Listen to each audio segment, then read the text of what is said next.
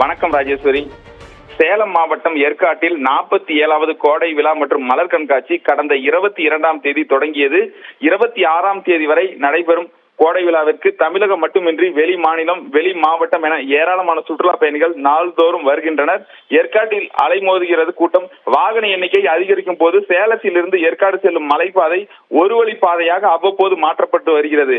இதனிடையே ஏற்காடு கோடை விழா மலர் கண்காட்சிக்கு இருசக்கர வாகனங்களில் செல்வோர் கட்டாயம் ஹெல்மெட் அணிந்து செல்ல வேண்டும் என மாவட்ட காவல்துறை அறிவித்துள்ளது.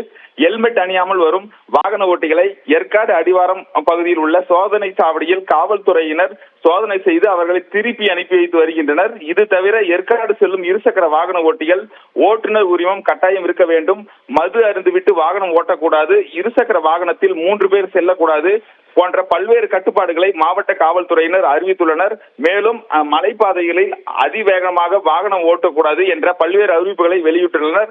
மாவட்ட காவல்துறை இது குறித்து அறிக்கை வெளியிட்டுள்ளனர்.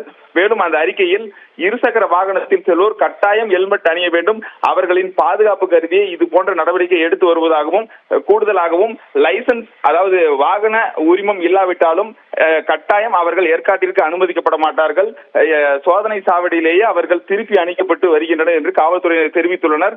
மேலும் கார், வேன்களில் செல்லும் வாகன ஓட்டிகள் மெதுவாக வாகனங்களை இயக்க வேண்டும். குறிப்பாக இந்த ஏற்காடு விபத்து அண்மையில் நடைபெற்றது.